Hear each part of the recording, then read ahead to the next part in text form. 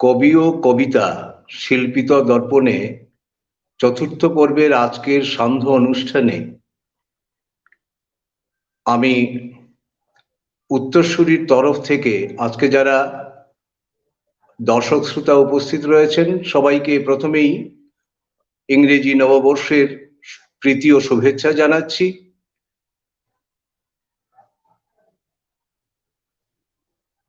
এবং আজকে যারা আমন্ত্রিত কবি এবং আলোচক, কবি কৃষ্ণপ্রিয় ভট্টাচার্য, কবি দিলীপ কান্তি লস্কর এবং বিশেষ আলোচক ডক্টর তপোদীপ ভট্টাচার্য, সবাইকে আমি আজকের এই সান্ধ্য অনুষ্ঠানে যোগদান করার জন্য উত্তরসূরির তরফ থেকে তাদেরকে স্বাগত জানাচ্ছি এবং ইংরেজি নববর্ষের প্রীতি ও শুভেচ্ছা জানাচ্ছি। আমাদের অনুষ্ঠান শুরু করতে কিছুটা দেরি হয়ে গেল। আমাদের এই মোবাইল এবং নেট জনিত কিছু অবাঞ্ছিত যন্ত্রণার জন্যে এই মুহূর্তেও যেমন কবি কৃষ্ণপ্রিয় ভট্টাচার্য স্ক্রিনে ছিলেন, কিন্তু এই মুহূর্তে ওনাকে পাচ্ছি না। যাই হোক, আজকে আমরা কবি ও কবিতা শিল্পিত দর্পণ এই পর্বে যে দুজন কবিকে পেয়েছি তাদের সম্বন্ধে প্রথমে বলে নেওয়া প্রয়োজন কিছুটা।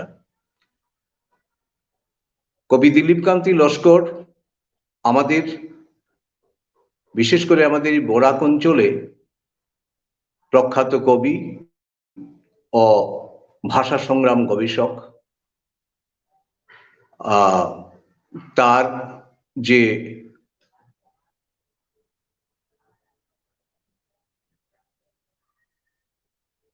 কবিতা বিশ্ব,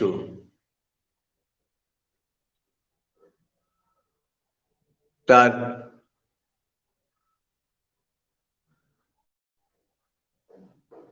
শোনা যাচ্ছে কি?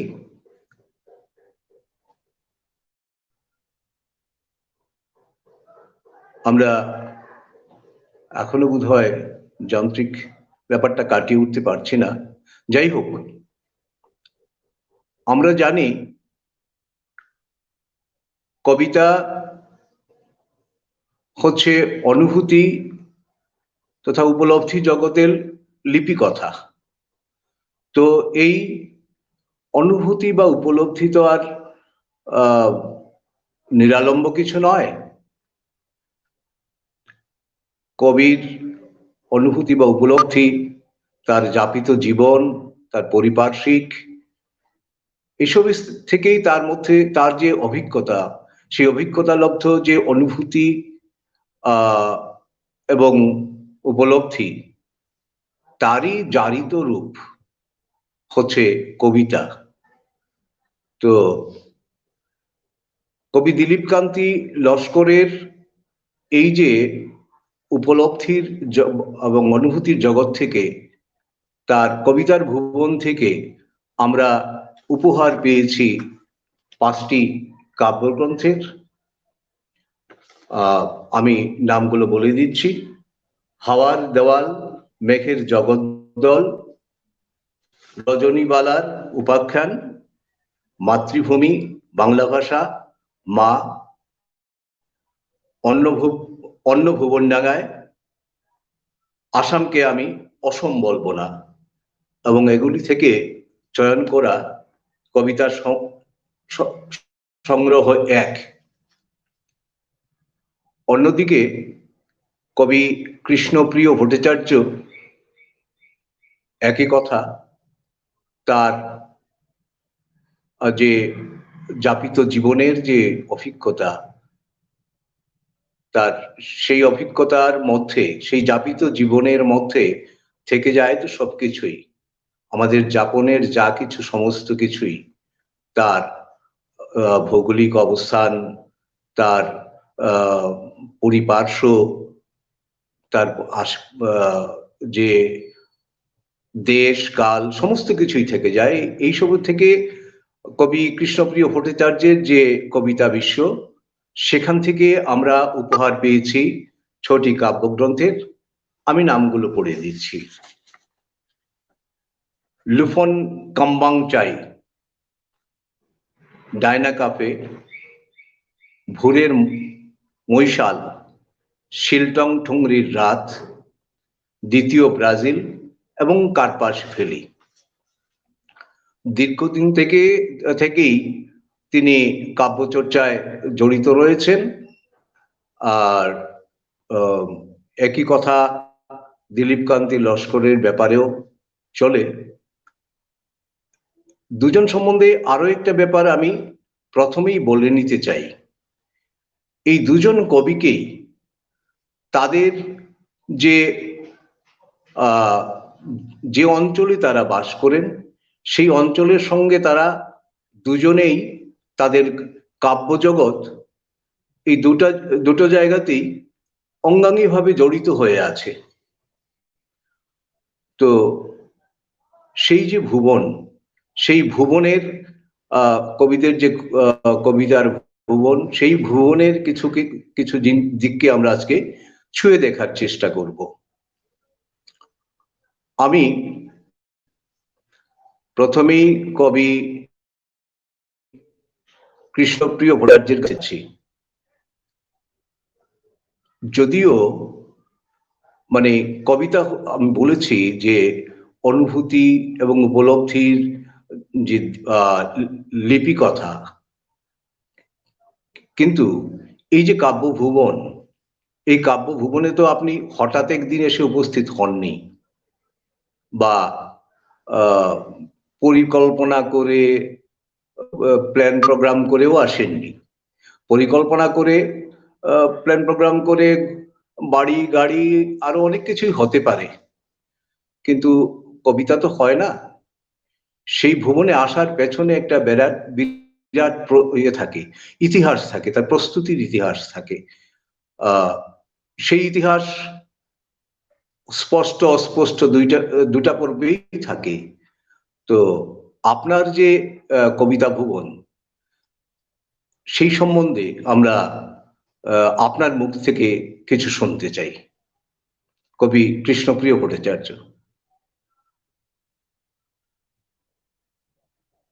দীপক বাবু, দীপক বাবুকে আমার নববর্ষের শুভেচ্ছা। সবচেয়ে প্রথমে তপোদীপ দাকে আমার প্রণাম, আমার সশ্রদ্ধ প্রণাম। দিলীপ বাবুকেও আমার শুভেচ্ছা। কবিতার প্রস্তুতি নিয়ে কিছু প্রশ্ন করলে আমি সাধারণত একটু বিব্রতই হই, কারণ কবিতার কোনো প্রস্তুতি আদৌ আমার জীবনে ছিল কিনা আমি আমি আমি আমি ঠিক শিওর না। আমি ছোটবেলায় তবলা বাজাতাম, ফুটবল খেলতাম, ইত্যাদি ইত্যাদি ইত্যাদি ইত্যাদি, কিন্তু কিন্তু কবিতাগুলো কোথায় কিভাবে ছিল বা কিভাবে এসছে এইটা আমি ঠিক গুছিয়ে এখনো বলতে পারবো। ফলে এই প্রশ্নটা আমি ঠিক সরাসরি উত্তর দিতে পারছি না। কবিতাতেই শুধু আমি নেই, আমি আসলে অন্যান্য আরো কিছু কিছু অন্য বিষয়ের মধ্যে ঘুরে ফিরে থাকি। ফলে কবিতা হয়তো কখনো কখনো এসছে, কবিতা কিভাবে এসছে সেটা আমি ঠিক সংজ্ঞায়িত করতে পারবো না, কারণ এটা আমার কাছে এখনো খুব স্পষ্ট নয়। এসছে হয়তো কবিতাগুলো, এটা এটা এটা এটা বাস্তব, কিন্তু কিন্তু কিভাবে এসছে এটা আমি ঠিক বলতে পারবো না। আমি আমি বরঞ্চ দিলীপ বাবুর কাছ থেকে শুনি একটু। দীপক বাবু, থ্যাংক ইউ ভেরি মাচ।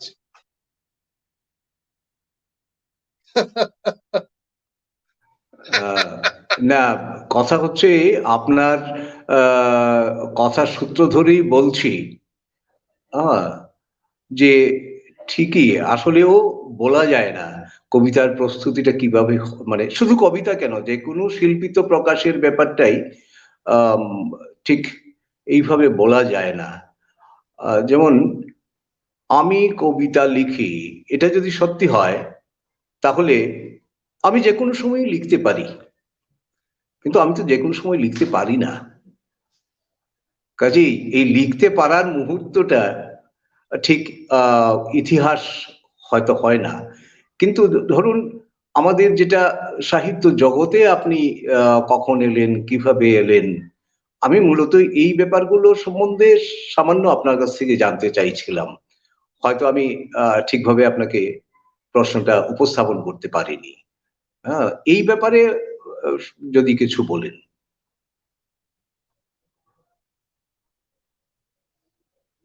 শোনা যাচ্ছে না, কৃষ্ণপ্রিয় বাবুকে শোনা যাচ্ছে না।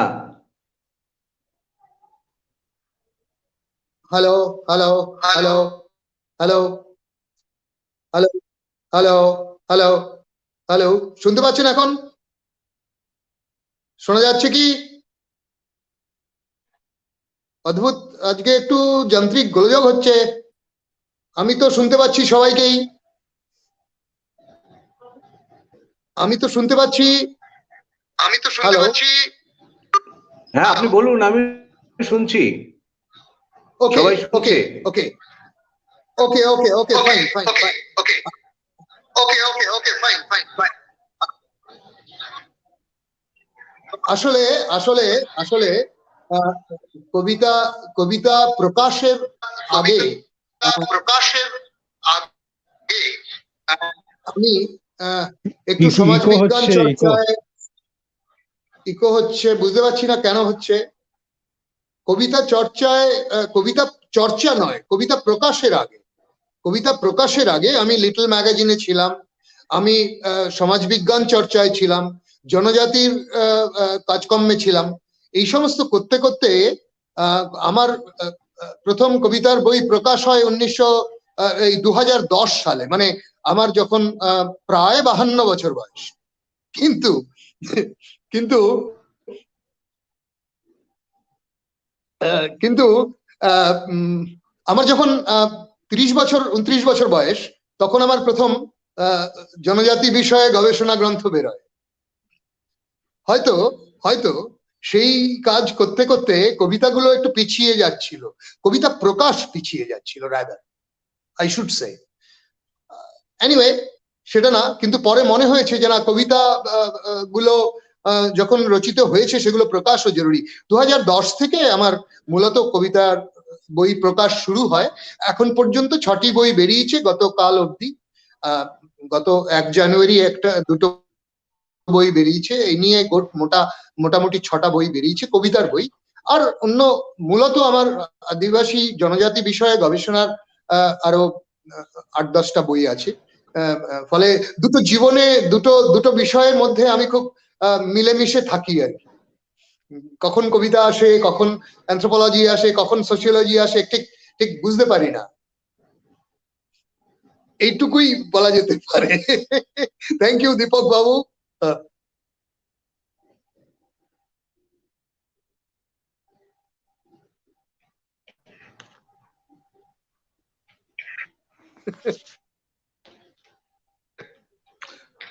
ঝামেলা হচ্ছে।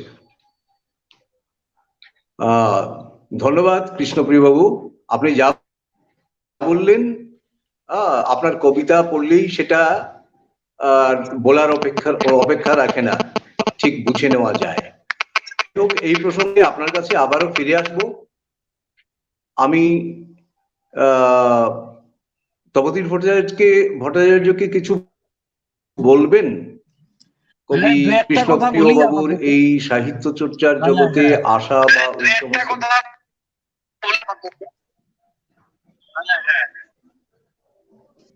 আমি তো মাইক আনমিউট করলাম, এই জন্য অন্যগুলো এবার মিউট হলে ভালো, না হলে আবার সেই সমস্যা তৈরি হয়। এখন এই ঠিক আছে, বলুন। ঠিক আছে, একদম আচ্ছা, যাই একদম হোক, ঠিক যে আছে। কথাগুলো বলবার আমি বলি যে কৃষ্ণপ্রিয় ভট্টাচার্য সম্পর্কে এইটাই বলবার কথা, কিন্তু কৃষ্ণপ্রিয় সম্পর্কে কি বলতে পারি সেটা একটু পরে বলছি। আমার দিলীপ কান্তি লস্করই বলি আর কৃষ্ণপ্রিয় ভট্টাচার্যই বলি, বা যাদের কবিতা পড়ে আমার নিজের ভালো লাগে একজন পড়ুয়া হিসেবে, আমার একজন অনেক বিখ্যাত এক কবির কথা মনে পড়ে আর কি, কবির উচ্চারণ মনে পড়ে, প্রতিটি মুহূর্তেই তুমি কবি। এই পংক্তিটা বোধহয় আমাদের সবারই জানা, প্রতিটি মুহূর্তেই তুমি কবি।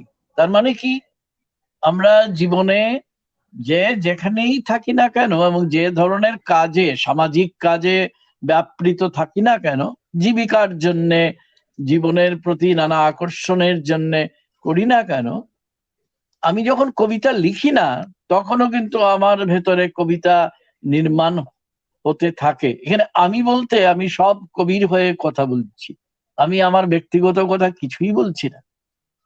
এবং যদি কৃষ্ণপ্রিয়, যখন দিলীপ সম্পর্কে বলবার কথা থাকবে তখনও আমি যা বলতে চাই আর কি, সেটাও কিন্তু ওই একই কথা। কারণ দিলীপকে জানি বহু বছর থেকে, কিন্তু দিলীপ সম্পর্কে একটু পরে বলছি। কৃষ্ণপ্রিয় তার কবিতার এক নিজস্ব ধরন দিয়ে আমাদের আলাদাভাবে আকৃষ্ট করেছে। আর যে কথাটা সে এইমাত্র বলল, যে সাধারণত কবিরা যে ধরনের কাজে এগোন না, এই ধরনের কাজ সে করেছে। যেমন আমার কাছেই আছে ওর একটা বই, multilingual phonetic lexicon on Terai Durai tribal speeches. নামটা ভারী অদ্ভুত, এটা বাংলা নাম নয়, কিন্তু যার মানে হচ্ছে গিয়ে বিভিন্ন যে উপজাতি গোষ্ঠী আছেন তাদের ভাষার যে লেক্সিকন, অর্থাৎ এক ধরনের শব্দকোষ তিনি রচনা করেছেন। কি পরিমাণ পরিশ্রম তাদের কাজ করেছে এটা আমরা বুঝতেই পারি। সাইলেন্ট ডিপারচার্স বলে তার একটা বই আছে, এটার সাবটাইটেল হচ্ছে study of contemporary tribal predicaments in Bengali Dooars, Bengal Dooars. আরেকটা বই ধরুন, সব বই আমার নেই, ট্রাইবাল বেঙ্গল বলে একটা বই আছে। মানে এগুলো আমি কেন বলছি, কারণ এগুলো হচ্ছে কবিকে চেনার পক্ষে, মানুষটা কেমন তাকে চেনার পক্ষে একটা অভিজ্ঞান। তবে আমি মনে করি যে কবিকে চেনা যায় তার কবিতায়, কারণ কবিতার তো বাহির বলে কিছু হয় না, সবটাই ভেতর। এবং সেই জন্যে আমার মনে হয় যে আমি দিলীপ সম্পর্কেও তাই করব। আমার কিছু প্রিয় কবিতা আছে দিলীপেরও। তো আমার যেমন ওই সর্বশেষ যে কবিতার বই, এটা যে কোনো কারণেই হোক, মন্ত্র বলে নয় যদিও, কার্পাস ভ্যালি নামে, সেখানে বেশ কিছু কবিতা ইতিমধ্যে আমার পড়া হয়ে গেছে। এর মধ্যে একটা কবিতার কিছু অংশ আমি শোনাই। কবিতাটার নাম হচ্ছে বৃক্ষপথ। কারণ ওই বারবার একই কথা বলবো যে কবিকে চেনা যায় তার কবিতায়। এই যে আমি বললাম যে আমাদের উত্তরবঙ্গের জনজাতিদের মধ্যে সে এমন ভাবে রয়েছে, তার তো 1 বছর বয়সে, আমি যতদূর জানি 1959 সালে জন্ম, এবং 1 বছর বয়সে চলে আসে আলিপুরদুয়ারে বাবার চাকরির সূত্রে, এবং সেখানে বেশ কিছু বছর তার কাটিয়েছে কামাখ্যাগুড়িতে। কামাখ্যাগুড়ি আলিপুরদুয়ার হয়ে এখন সে থিতু হয়েছে শিলিগুড়িতে। রোলিং স্টোন গ্যাদার্স নমস, সুতরাং এরপরে কোথায় যাবে আমি তো জানি না, আমি জানি না কৃষ্ণপ্রিয় নিজেও জানে কিনা। তো তার বৃক্ষপথ বলে একটা কবিতা আছে, সেখানে দেখবেন যে কবিতাকে এবং কবিকে চেনা যায় তো তার ভাষা প্রয়োগ দিয়ে। কোন বৃক্ষ বেছে নেব, কোন ঈশ্বরের ভাষা, উষ্ণ চাপাতলি, শাল, সেগুন বা মেহগনি, কোন ঘ্রাণ মানুষের দেহ থেকে দামি, কোন কাঠ কোন আসবাবে রক্তে ও ঘ্রাণে এখনো রাত জাগে হরিণ, এখনো গন্ধময় তার প্রথম তৃণ গ্রহণের ঋণ। এই যে কথাটা, তার একেবারে শেষ দিকে কিছু অংশ বাদ দিয়ে আমি পড়ছি। পথ বড় মধ্যাহ্ন প্রবণ ব্যাকরণময়, কিন্তু তার দীর্ঘ গ্রীষ্ম আছে, দীর্ঘ প্রাণ আছে, চিহ্ন আছে, ইঙ্গিতে ইশারায়। কোন বৃক্ষ বেছে নেব, কোন পথ বেছে নেব, প্রকৃত যুদ্ধের গান নিতান্ত গোপন। নিশ্চয়ই প্রকৃত যুদ্ধের গান নিতান্ত গোপন। এই গোপনের ভাষা যে জানে সে আসলে চিহ্নের ভাষায় কথা বলে, কবি মাত্রেই চিহ্নের ভাষায় কথা বলে। যেমন কৃষ্ণপ্রিয় ভট্টাচার্য, তেমনি কবি দিলীপকান্তি লস্কর। তো আপাতত তার এই একটা কবিতা পড়লাম, পরে না হয় দেখা যাবে, কারণ আমরা কৃষ্ণপ্রিয় সঙ্গে আমরা দিলীপের কথাও শুনবো এবং দিলীপের কবিতাও শুনবো, কবিতা হয়ে কবি হয়ে ওঠার ব্যাপারটাও জানবো। তারপর দিলীপ সম্পর্কে ওই আমি অনেকটা সন্দীপন চট্টোপাধ্যায় নকল করে বলবো, দিলীপ কান্তি লস্কর সম্পর্কে আমরা যাহা জানি তাহার যৎকিঞ্চিত আমি একটু হয়তো বলার চেষ্টা করব। কিন্তু আপাতত আমি দীপক, আমি আবার তোমার কাছেই ফিরিয়ে দিচ্ছি, এবার সঞ্চালনার পরবর্তী অংশটা তুমি করো, এবং এই সঙ্গে মাইকটাকে আমি মিউটও করে।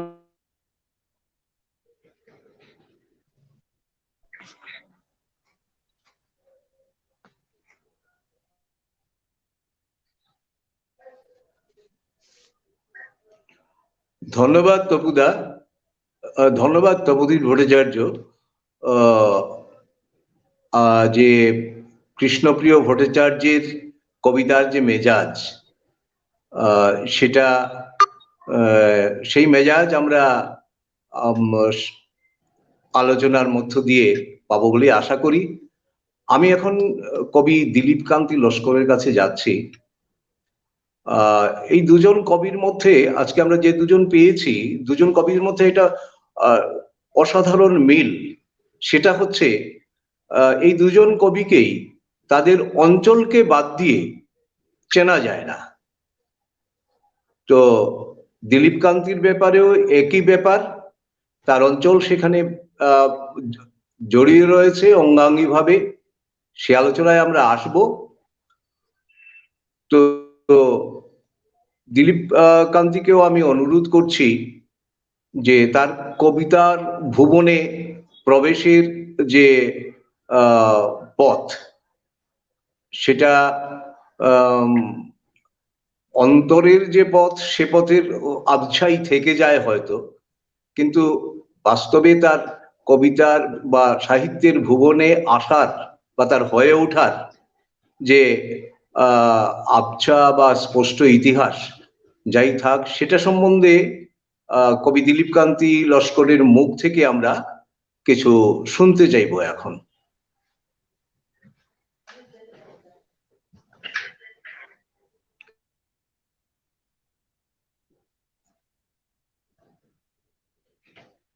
ধন্যবাদ শ্রী কবি। কবি হতে পেরেছি কিনা নিঃসন্দেহ নই, তবে কবিতা লিখিয়ে যে হয়েছি তার প্রমাণ উত্তরসূরির মতো সম্মানিত আন্তর্জালিক মঞ্চ, যেখানে বহু গুণী কবি সাহিত্যিক জ্যোতিষ্কদের উজ্জ্বল উপস্থিতি, সেখানে আমার মতো অনামী অদামী এক দীন কলমচির আমন্ত্রণ।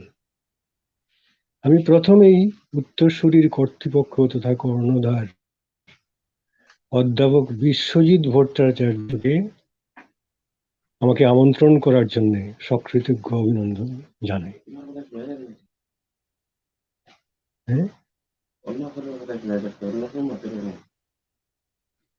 ঠিক নেই।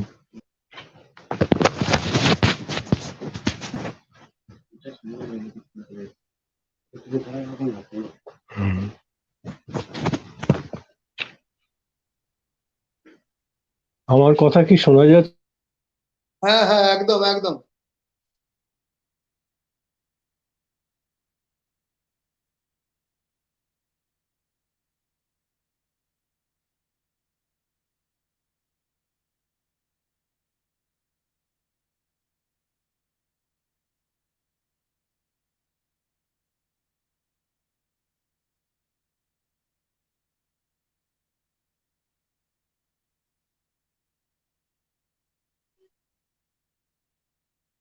দিলীপ বাবুকে শুনতে পাচ্ছি না।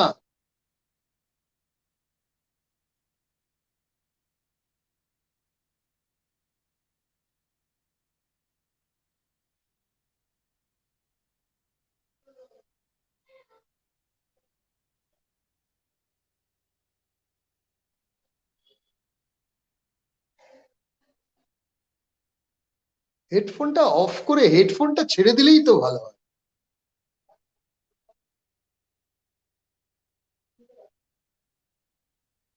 হেডফোনটা ছাড়াই মনে হয় ভালো হবে।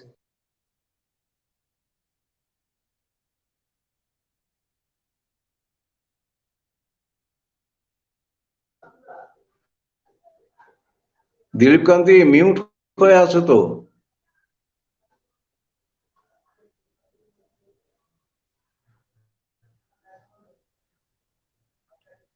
আনমিউট করে কথা বলো।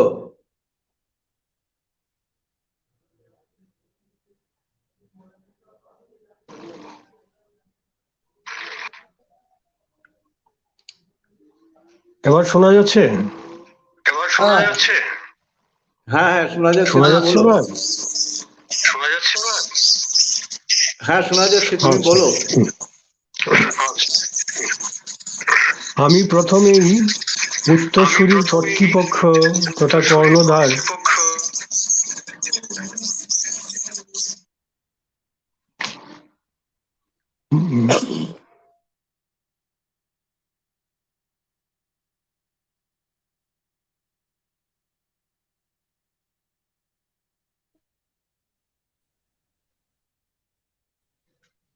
এবার শুনতে পাচ্ছেন? শোনা যাচ্ছে দীপক বাবু?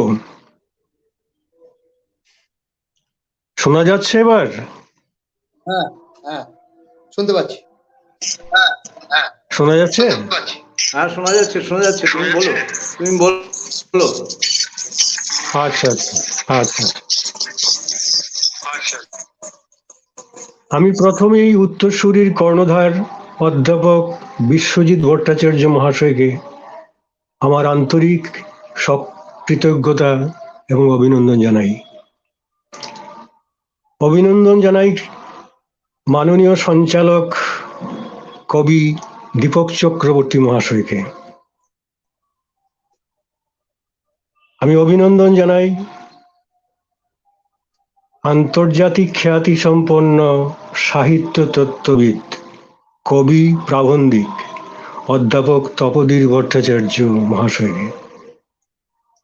আমন্ত্রিত কবি ও গবেষক কৃষ্ণপ্রিয় ভট্টাচার্য মহাশয়কে আমার আন্তরিক অভিনন্দন জানাই। এই কবিতা লিখিয়ে হয়ে ওঠার কাহিনী যেমন সবারই থাকে তেমন আমারও আছে, তবে তা সম্পূর্ণ অন্যরকম। বাড়িতে লাইব্রেরি তথা বিশেষ পুস্তকের সম্ভার সেরকম কিছুই ছিল না। কলেজে পড়ার পূর্বে ছিল না একখানি অভিধানও। ক্ষয়িষ্ণু জমিদার পরিবারের সন্তান হয়েও শরিকি বঞ্চনার শিকার হয়ে আমার শৈশব ও কৈশোর কেটেছে অতিশয় দারিদ্র্যের নিষ্পেষণে। নাই নাইকে আছে আছেতে রূপান্তরের সাধনা সেই অপ্রাপ্ত বয়সেই চেপে বসেছিল মাথার ভিতরে। দালান দুমালার অন্য পাশে যে অংশে আমাদের সনবাসের ঘর মানে বাসস্থান, সেখানে আসবাবপত্র বলতে ছিল 2-3টে মাচাং মানে মাচা। ওই আমাদের শোয়া বসার স্থান। একটা ছাত্র সে কোথায় বসে পড়াশোনা করবে? নাই টেবিল নেই চেয়ার। বিশাল বাড়ির এই অবহেলিত অংশে ছিল 2-1টি বাঁশ ঝাড়। সপ্তম শ্রেণীর ছাত্র বাঁশ দিয়ে তৈরি করে বসলো টেবিল চেয়ার। বাঁশের তৈরি হারমোনিয়ামের মডেল ও সাইকেল তৈরি করে হাজির করলো বিজ্ঞান প্রদর্শনীতে। একাধারে এই দারিদ্র্য, তদুপরি পাড়াগার সমাজ, সে আমার কাছে অনেক বেশি কল্যাণকর।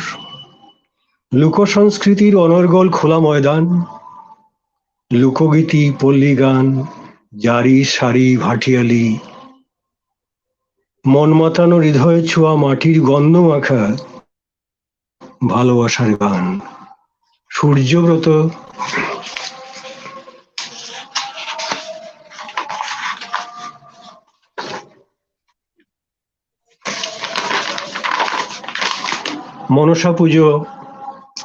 মনসা পুজোর ওঝা নৃত্য, ওঝার গান, ধামাইল নৃত্যযুগে বিয়ে, অন্নপ্রাশন, রাধাকৃষ্ণ লীলার রাধারমণীয় ও অসংখ্য নাম না জানা লোককবির গান। অপরদিকে অতি নাটকীয় অভিনয়ের সেই লোকশিক্ষামূলক যাত্রা গান, যেমন সোনাই দিঘি, রূপবান, ভাবনা কাজী, বেদের মেয়ে জ্যোৎস্না, সিরাজউদ্দৌলা, চন্দ্রগুপ্ত, চাণক্য, নটি বিনোদিনী ইত্যাদি। গ্রামের পরিবেশে সঙ্গীত ও কাহিনী বাহিত শিক্ষা সংস্কৃতির এক উন্মুক্ত ঐশ্বর্য নিবাস। এই যে কানের ভিতর দিয়ে মরমে পশে যাবার ব্যাপারটা, এত সর্বাগ্রে চলে আসে আমাদের মাতৃভাষা তথা সিলেটি উপভাষা থেকে। যে বাংলা উপভাষা আমার অনুভবে প্রাকৃতিকভাবেই কাব্যিক তথা ছন্দবদ্ধ, ছন্দগন্ধি। সিলেটি কথায়, সিলেটি গানে বোধের উত্তরণের বয়সে চেতনার সঙ্গে মিশে যায় যেন প্রায় অজান্তে। আহরিত হতে থাকে লোকরূপকল্প, লোকগাথা, লোকমিথ। ধামাইল নৃত্যের বুলে তালে তালে তালে ছন্দের কারুকাজ বোধের গহনে প্রবেশ করে। এই প্রসঙ্গে বলতে হয়, আমার মা সুরুচিওয়ালা লস্কর ছিলেন এক অনামী লোকগীতিকার। ধামাইল নৃত্যে পারদর্শী মার শরীরী ভাষায় ফুটে উঠত গানের ভেতরের কবিতা।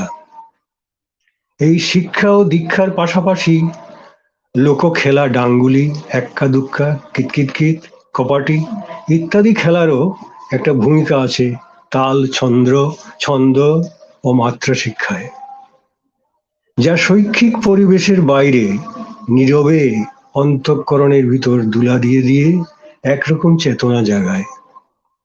কিছুটা প্রাকৃতিক প্রাণায়ামেরও কাজ করে বলে মনে হয়। অভাবের নির্যাতনের ভিতর অহরহ চলতে থাকায়, অভাবের নির্যাতন অন্তরের ভিতর অহরহ চলতে থাকায় স্নেহ ভালোবাসার কোমল স্পর্শের অনুভূতি অনেকটা যেন আমার অভিজ্ঞতার বাইরেই থেকে গিয়েছিল শিশুবেলায়। আমাদের পৈতৃক ভিটে বাড়ির নিকটে ছিল একটি প্রাথমিক শিক্ষা কেন্দ্র, নাম ছিল কচুয়াধাম। আমাদের বাড়ির পাশের নদীর নাম কচুয়া নদী, তার থেকে এই নামকরণ। তো যাই হোক, এই স্বাস্থ্য কেন্দ্রে একজন বিশিষ্ট চিকিৎসক এসেছিলেন, নাম ছিল খুব সম্ভবত ডাক্তার এম দাস, MBBS ডাক্তার। হ্যাঁ, তখন আমি ক্লাস 7-এ পড়ি। ওই ডাক্তারবাবু ও ওর দিদির সঙ্গে কিভাবে যেন একটা ঘনিষ্ঠতা গড়ে উঠেছিল আমার। হয়তো গরিব হলেও পড়াশোনায় একটু ভালো ছিলাম বলে ওরা খুব আদর করতেন আমাকে। ওদের কথাবার্তায় অদ্ভুত এক আপন বোধ ফুটে উঠত, টের পেতাম। খুব উৎসাহ দিতেন, উচ্চাশার বীজ বপন করতে চাইতেন।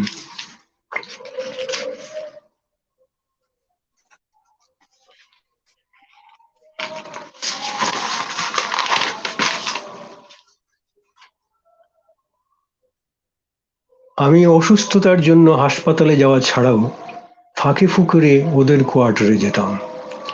দিদি আদর করে আমাকে এটা ওটা খেতে দিতেন।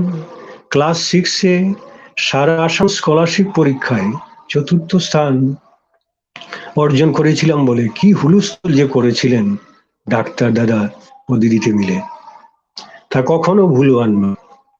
হঠাৎ ডাক্তার দাসের বদলির অর্ডার এলো। ওদের বিদায় জানাতে গিয়ে আমি প্রথম বিরহের অনুভূতিটা যে কি সেটা বুঝে উঠতে সমর্থ হলাম, এবং এটাও বুঝতে পারলাম যে ওদের সঙ্গে আমার যে সম্পর্ক সেটাই ছিল স্নেহ ও ভালোবাসার। আমাদের মতো সর্বহারাদের জীবনে বহু ক্ষেত্রেই প্রতিটি কাজকর্ম চলা বলা এতই প্রয়োজন ভিত্তিক ও কার্যকরী যে তার ফাঁক গলিয়ে স্নেহ ও আদরের কোমল ধারা গলার মতো তেমন একটা ফাঁক ফুকরও থাকতো না। এমনকি মাতা পিতা ও সন্তান মধ্যেও। যা হোক, এই প্রথম আমার বুকের ভিতর একটি শূন্যতার মন কেমন করা কুয়াশা ভেজা হাওয়া যেন শিরশির করে চলতে থাকতো, টের পেতাম। কখনো তা হু হু করে উড়ে ভেতরটা একদম শূন্য হয়ে যেত। এই বোধ থেকে জন্ম নিল আমার জীবনের প্রথম কবিতা, বিদায় বেলায়। ছড়া ও পয়ার ছন্দের একটি অন্তর্মিলের কবিতা। এখন এটা অনুভব করতে পারি, তখন তো কিছুই জানতাম না। যদিও আজ আর সেই লেখাটি নেই, এমনকি আমার স্মৃতিতেও নেই। যদিও পরিষ্কার মনে আছে, এই ছিল আমার কবি জীবনের প্রথম শুরু বা পদক্ষেপ। তারপর ক্লাস 7-এ এসে করিমগঞ্জ গভর্নমেন্ট হায়ার সেকেন্ডারি স্কুলের লেখা দ্বিতীয় কবিতা। এভাবেই ধীরে ধীরে এগোতে থাকলো কবি জীবন। ক্লাস 9-এ এসে শিলচর নরসিংহ হায়ার সেকেন্ডারি স্কুলে পড়ার সময় বন্ধু মিথিলেশ ভট্টাচার্য, রণবীর পুরকাস্ত ও তপোদী ভট্টাচার্য সামনে এসে শ্যামলেন্দু চক্রবর্তী, যার অনিশ পত্রিকাতেই আমাদের প্রথম বিশেষভাবে লেখালেখির শুরু, ওদের সঙ্গে পরিচয় হলো। তারপরে একে একে বিজিত কুমার ভট্টাচার্য, শক্তিবোধ ব্রহ্মচারী, ব্রজেন্দ্র কুমার সিংহ, উদয়ন ঘোষ, মনতোষ চক্রবর্তী, রণজিৎ দাস, বিমল চৌধুরী, জিতেন্দ্রা, কালীকুসুম চৌধুরী, হীরালাল দত্ত ইত্যাদি দাদা, ভাই ও কবি বন্ধুদের সঙ্গে, সাহিত্যিক বন্ধুদের সঙ্গে পরিচয় হতে থাকলো। যখন জিসি কলেজে পড়ি তখন ডাউক মিনি পত্রিকা, পরবর্তীতে সপ্তর্ষি পত্রিকার সম্পাদনার সঙ্গে জড়িয়ে গিয়ে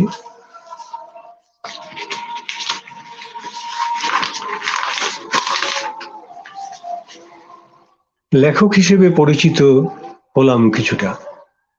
বলতে গেলে হাতে ধরে ছন্দ শেখাতেন বিজিত দা, আর ওর সাহিত্য পত্রিকাতে নিয়মিত কবিতা চর্চার সুযোগ আমরা পেয়ে এসেছি ওবাদে, এমনকি আজও। ছন্দভুল দেখলে শক্তিদাও ছাড়তেন না। শক্তিদা মানে শক্তিবোধ ব্রহ্মচারী, মাস্টার মশাইয়ের মতো দেখিয়ে দিতেন। ডাউক মিনি পত্রিকার প্রকাশকালটি চিহ্নিত হয়ে আছে আমরা 3 বন্ধু, রণবীর, মিথিলেশ ও তপোদীর আত্মপ্রকাশের মাইলস্টোন হিসেবে। সেই নূতন পট্টি ও ইটখোলা পথের ত্রিভুজাকার কোণায় অবস্থিত চা স্টল স্মৃতির বাতিঘরের মতো অক্ষয় হয়ে আছে। ওই একই ত্রিভুজের কর্ণ ছিল বন্ধু রণবীরের বাসস্থান। নরসিংহ হাই স্কুলের হোস্টেলের সেই আপাত আবাস, যেখান থেকে শুধু টিউশনি করে নিজেকে ও নিজের সংসার চালাবার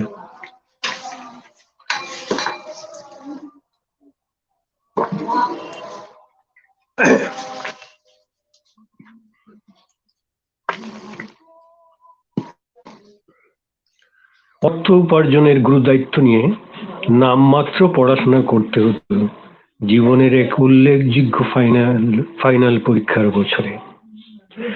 যখন আমার বন্ধু গাইড ছিল মিথিলেশ, যে বয়োজ্যেষ্ঠ হয়েও আমার বন্ধু, জীবনের জীবিকা অর্জনে সে আমাকে ওই দুঃসময়ে যথাসাধ্য সাহায্য করেছে।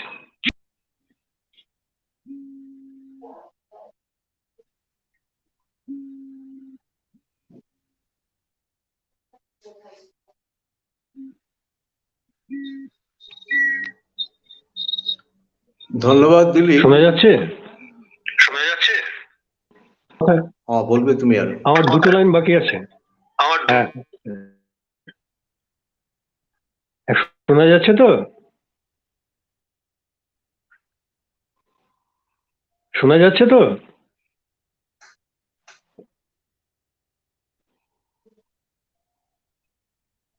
শোনা যাচ্ছে? হ্যাঁ, বলুন বলুন, শোনা যাচ্ছে। শোনা যাচ্ছে না? আচ্ছা আচ্ছা। শোনা যাচ্ছে, বলুন। হ্যাঁ, পরে যদিও সে হ্যাঁ, ওই দুঃসময়ে সে আমাকে যথাসাধ্য সাহায্য করেছে। ওই সময়টা ছিল ওর কবিতা লেখার সময়, মিথিলেশের কবিকাল। পরে যদিও সে কবিতা ছেড়ে গদ্যের জগতে পাড়ি দিল, এ কারণেই ওর অনুভূতির গভীরে বেঁচে থাকা কবিতা থেকে উঠে এসেছে গদ্যের অপরূপ কাব্যধর্মিতা, যা ওর গদ্যকে বিশেষ মাত্রা দিয়েছে।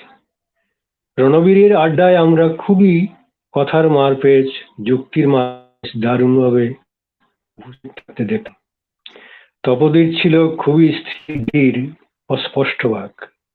যা হোক, এসব কথা হঠাৎ স্মৃতির ঝলকের মতো উঠে এসে আমাকে একটু আলাদা করে দিল। এ নিয়ে আর এক্ষুনি এগোনো ঠিক নেই, যদিও এই বন্ধুত্বের সময়কালটি আমাদের কাব্য নির্মিতির এক উল্লেখযোগ্য সন্ধিক্ষণ। এটা অস্বীকার করার কোনো উপায় নেই।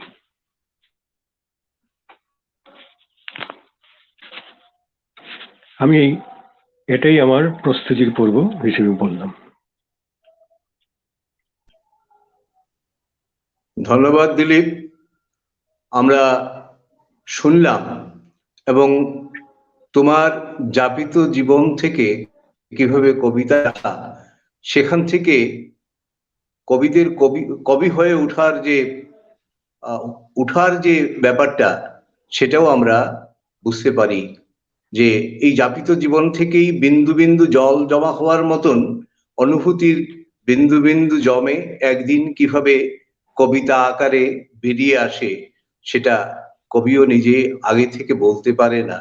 সেই সত্যটাই আবার আমরা উপলব্ধি করলাম।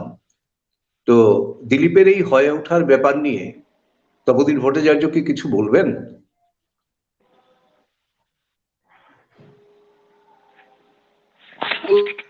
স্বয়ং যেখানে কবি স্বয়ং যেখানে বলেছেন, সেখানে আলাদাভাবে কিছু বলার নেই। তবে কথা হচ্ছে যে ওই সময়টা তো, যেটা দিলীপ এইমাত্র শোনালেন, আমরা সবাই সাক্ষী। দিলীপের জীবনে কিন্তু অনেক উত্থান পতন আছে, অনেক। এবং সত্যিকারের অর্থেই যে যাকে আমরা বলি যে সংঘর্ষ, স্ট্রাগল, সেটাও আছে, প্রবল পরিমাণে আছে। তবে আজকে অনেক বছর পেরিয়ে এসে এটা বলতেই পারি যে আমরা জীবনে যে তাৎপর্য অর্জন করি, এবং কি আমরা কবিতাই লিখি বা অন্য যাই লিখি বা কোনো শিল্পকর্মে যখন নিযুক্ত হই, সেই সময়ে আসলে যার জীবনে সংঘর্ষ নেই তার জীবনে তাৎপর্যও নেই। তবে এই সংঘর্ষের তাৎপর্য যে অর্থটা বুঝতে অনেক সময় লাগে। তো আমি আগে যেমন আমাদের কৃষ্ণপ্রিয়ার একটা কবিতা শুনিয়েছিলাম, তেমনি দিলীপের ইদানিংকার ঠিক নয়, কিন্তু আমি একটা কবিতা শোনাই, তারই কবিতা, দিলীপের, মেঘের ঘরদোর। আমার ধারণা যে কবিকে তো চেনা যায় তার কবিতায়, তো এইখানেও দিলীপকে চেনা যাবে অনেকটা। রোমান্টিক মেজাজের কবি। কবিতার মেঘের ঘরদোর হচ্ছে কবিতাটার নাম। কবিতার খেয়াল খুশির মতো যেখানে যেমন ইচ্ছে গজিয়ে উঠেছে মেঘ, পর্বতপালার মালার মতো, গিরিশৃঙ্গ কন্দরের মতো, কোথাও বা খড়গ উঁচিয়ে সাজিয়ে রাখা সাজুয়া পরীক্ষার মতো। ঘরদোর নিয়ে হাওয়ার স্বর্গে ওদের ভীষণ স্বাধীন বসবাস, তবু ওরা নিজ বাসভূমে সাজানো উদ্বাস্তু বাঙালিদের মতো যাযাবর। লক্ষ্য করছেন তো কথাটা? এই দিলীপ কান্তি লস্করি আমাদের করিমগঞ্জ থেকে প্রকাশিত বিখ্যাত লালন মঞ্চ পত্রিকার সম্পাদক, এবং সেখানে 6 খণ্ডে সে একটি অসাধারণ কাজ করেছে। যে দীপক একটু আগে বলছিলেন না কৃষ্ণপ্রিয়া সম্পর্কে, যে তাদের মধ্যে একটা ঐক্য আছে, তাদের সমাজ মনস্কতা। আমাদের এই বরাক উপত্যকার মানুষ, বাঙালি হিসেবে আমরা যেটার জন্য গর্ব করি, অহংকার করি, সেই আমাদের ভাষা আন্দোলন, সেটার একটা চমৎকার 6 খণ্ডে ইতিহাসে প্রণয়ন করেছে, বহু পরিশ্রমে এবং বহু ব্যয়ে, এবং এটা একটা দারুণ কাজ। দিলীপের। তো ওই বাঙালির সমস্যা সংকট তো চলমান, কোনোদিন শেষ হবে না। এই জন্য তার কবিতার মধ্যে কিন্তু ওইটা চলে আসছে।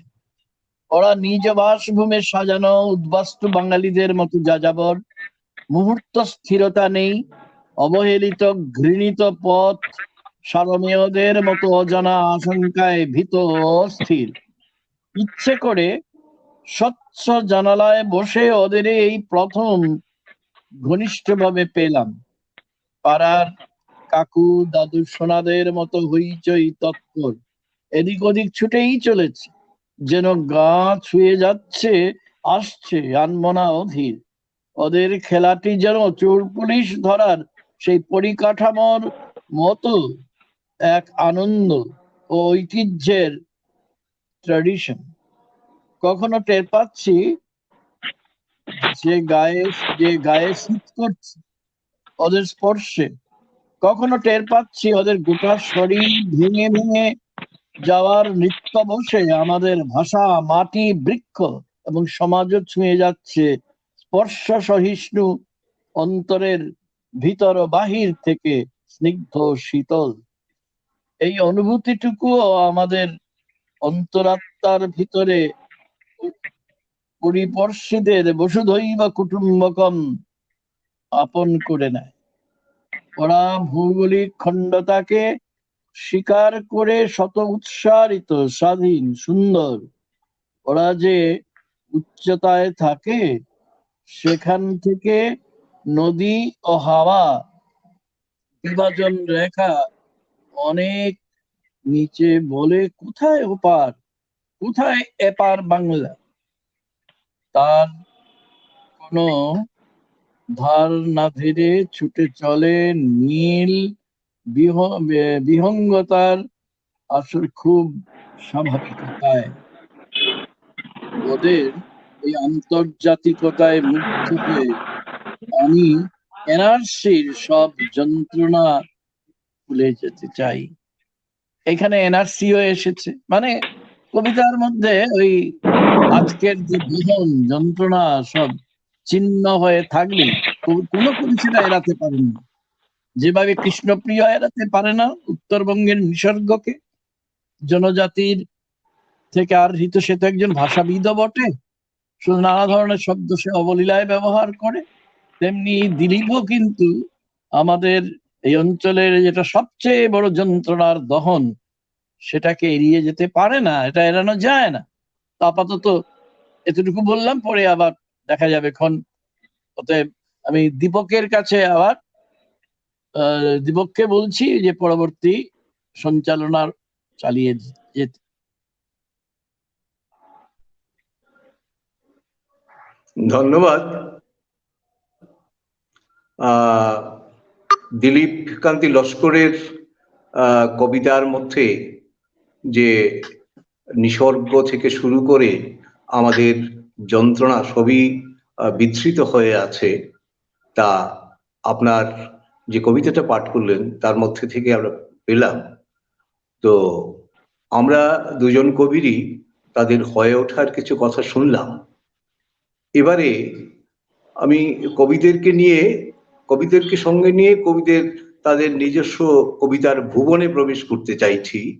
কিন্তু কবি ভুবন নিয়ে কথা বলবো, ছুঁয়ে দেখার চেষ্টা করব, আর কবির মুখে ওর কবিতা শুনবো না, সেটা হয় না। কাজেই আমি কবি কৃষ্ণপ্রিয় ভট্টাচার্যকে প্রথমে অনুরোধ করছি যে আপনার একটা কবিতা আমাদেরকে শোনান, তারপর আমরা আলোচনায় প্রবেশ করব। কবি কৃষ্ণপ্রিয় ভট্টাচার্য একটা কবিতা শোনান।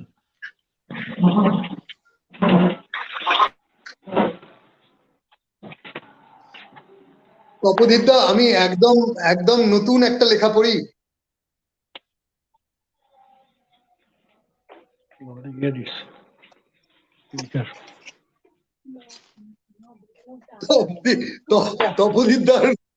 তপোদীপদার সামনে কবিতা পড়া বিরাট ব্যাপার।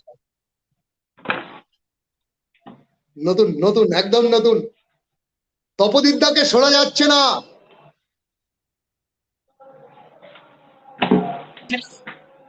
মিউট করেছিলাম, এবার আবার একটু আনমিউট করলাম, তুমি পড়ো। ধানের মৌসুমী বাতাস, ধানের মৌসুমী বাতাস, যখন যখন ধান আসে, কালো নুনিয়া আসে, আমন তুলাই পাঞ্জি আইয়ার এই কাছে, তখনই ইন্দ্রজিৎ আসেন আড়ালে।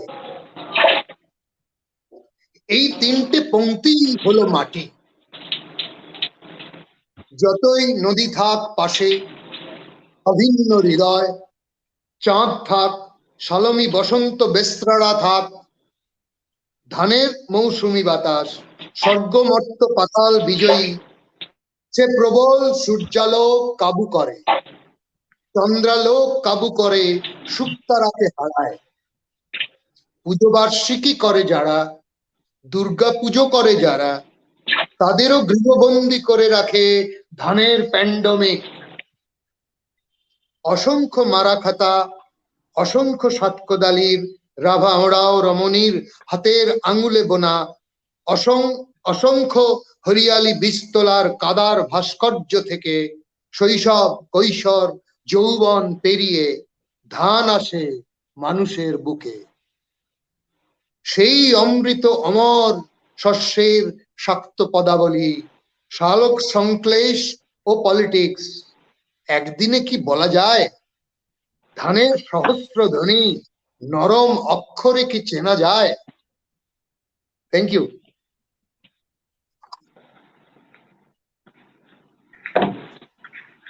ধন্যবাদ কৃষ্ণপ্রিয় বাবু।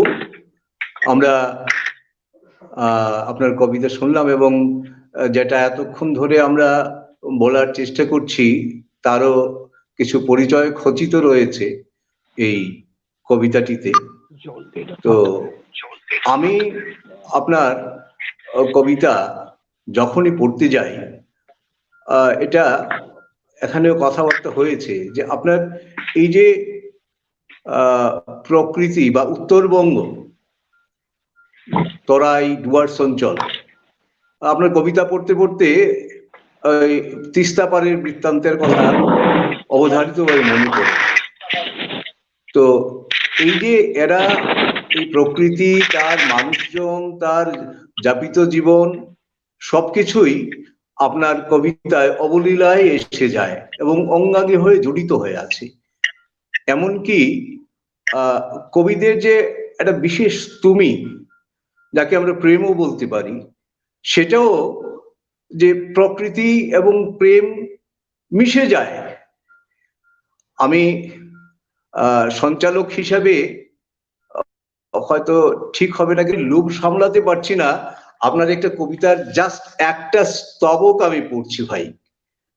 হ্যাঁ, যে ওই আপনার সেন্টিনাল কবিতার, যেদিন ট্রাক চলে, যেদিন এসে কলেজে সেমিনার, সেদিন তোমার পিঠ খোলা, অবারিত উদ্যান, দুরন্ত ঘোড়ার গাড়ির মতো পিঠ খোলা ছিলে তুমি, মনে করো সেদিন তোমার বুকে বাসা বেঁধেছিল আশ্রয়হীন কিছু কবুতর, মনে করো সেদিন তুমি সাদা লাল তসরের শাড়ি পরেছিলে গায়ে, সেদিন তুমি জল ঢাকা ঝালঙের জলেও ডাঙায় হেঁটেছিলে। এই যে তুমি সাদা লাল তসরের শাড়ি, লক্ষ্য করার মতো, দুরন্ত ঘোড়ার মতো পিঠ খোলা। যাই হোক, এখানে যেটা বলতে চাইছি, সেই তুমি, আমরা দেখছি জল ঢাকা ঝালঙের জলে, ওই যে এরিয়া, ওই যে অঞ্চল, ব্রেকেটে বলি, ওই অঞ্চলে কতবার গেলে যে তৃপ্তি আসবে সে আমি জানি না, ব্রেকেট শেষ। যাই হোক, তো এই যে জল ঢাকা ঝালঙের যে জল, আশপাশের জঙ্গল ডাঙায় যে খাটে, এইখানে যেন তুমি আর প্রকৃতি এক হয়ে যায়। এই কবিতার এই ব্যাপারটা আমি আপনার কবিতায় লক্ষ্য করি, সে সম্বন্ধে আপনি বলবেন। আরো যেটা বলবার এখানে আমি মনে করি যে আপনার কবিতায় এই উত্তরবঙ্গের যে প্রকৃতি, তার মানুষ, সবকিছু উপস্থিত থাকার পরও আপনার কবিতা ঠিক আঞ্চলিকতায় দুষ্ট হয় না, তা আঞ্চলিকতার সীমা পেরিয়ে যায়। কারণ আমরা দেখি যে আপনার কবিতায় যে উত্তরবঙ্গের, আমি ধরে নিচ্ছি, কোনো রেডিও প্ল্যাটফর্ম থেকে মেসোপটেমিয়ার মহিলারা নেমে আসে এবং হিলকার্ট রোডের জ্যোৎস্নাতে চুম্বন দেয়। তো এই যে প্রকৃতি, তারপর যে মানুষজন, তাদের যাপিত জীবন, এই নিয়ে আপনার কাজ করছেন, সেটা আপনি নিজের মুখে বললেন। তো এই সমস্ত কিছু কিভাবে মানে আপনার কবিতায় চলে আসে, কিভাবে ধরা দেয়, এই সমস্ত নিয়ে যদি আপনি কিছু বলেন।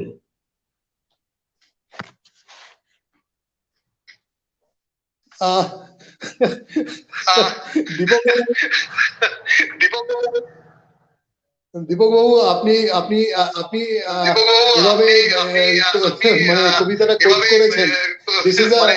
কোট করেছেন, এটা আমারও এটা কি ইকো হচ্ছে না?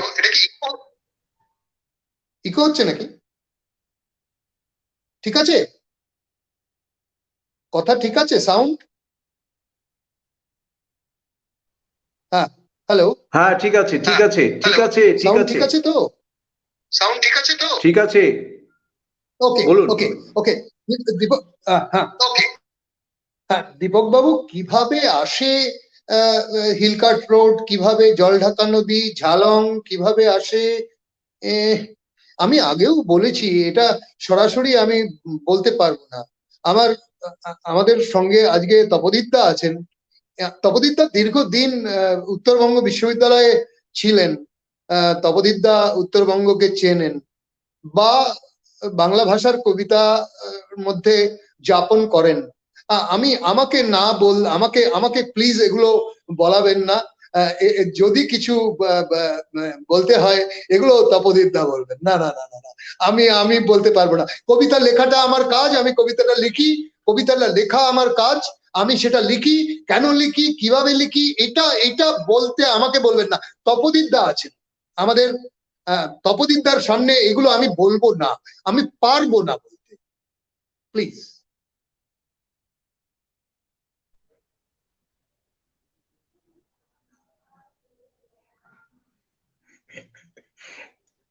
এই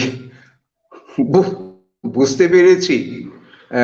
তপোদীপ ভট্টাচার্যের সামনে বলতে গিয়ে আমাদের মতো লোকেদের জড়তা কাজ করবেই, করেও।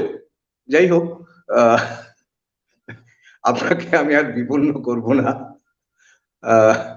আমি তপোদীপ ভট্টাচার্যকেই বলবো যে কৃষ্ণপ্রিয় ভট্টাচার্যের কবিতায় এই যে একটা বিশেষ অঞ্চলের প্রকৃতি, মানুষজনের জীবন যাপন, এই সমস্ত কিছু আসে, প্রেমের হাত দিয়ে আসে। আবার এই আঞ্চলিকতায় কৃষ্ণপ্রিয়র কবিতা আটকা পড়ে না। এটা কি বলবো, এটা এই আঞ্চলিকতা মুক্ত হয়ে আমরা দেখি যে অন্য অনুভূতি, এখানে অন্য আরেকটা ব্যাপারও এসে যাচ্ছে, আমি পরে কথা বলবো। কিন্তু প্রিয়বাবু যেভাবে বললেন যে আপনার সঙ্গে কথা বলবেন না, সেই যাই হোক, আমি প্রসঙ্গগুলো আনার চেষ্টা করব। তো আপাতত এই বিষয়ে আপনার কৃষ্ণপ্রিয় ভট্টাচার্যের কবিতার এই দিকটা নিয়ে আপনি কিছু বলুন।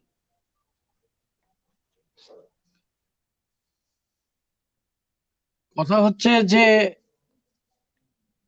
কবিতার সম্পর্কে কবিরা একটু লাজুক থাকেন, সব কবি, এবং সেই জন্য হয়তো কৃষ্ণপ্রিয় একটু বলতে নারাজ। এখানে আমার উপস্থিতি বা অনুপস্থিতি এটা কোনো কাজের কথা নয়, কারণ কবি তো নিজের জন্য লেখেন না, তিনি তো লেখেন সবাইকে নিয়ে, সবার জন্য, আমাদের জন্য লেখেন, আমরা যারা পাঠক আমাদের জন্য লেখেন। সুতরাং আমাদের কাছে যদি পৌঁছাতে হয়, তাহলে তো আমাদের যে শুধুমাত্র হৃদয়ের তন্ত্রীকে স্পর্শ করলে হবে না, এটা আমরা টের পাই না, কিন্তু এটা আমাদের মননের যে একটা পরিসর আছে, সেখানেও সে একটা ডঙ্কায় ঘা দেওয়ার মতো করে একটা কিছু করে। আমি ডঙ্কায় ঘা বললাম, খুব বিচ্ছিরি লাগলো তো শুনতে, তার থেকে বরং একটু মিষ্টি করে বলি, একটা অনুরণন তোলে, এটা তুলবেই। কবিতা যদি হয় সেটা তুলবেই, সেটা কৃষ্ণপ্রিয়ই হোক আর দিলীপ কান্তি লস্করই হোক, বা অন্য যে কেউ যাদের কবিতা পড়তে আমরা ভালোবাসি, তাদের যার কথাই বলি।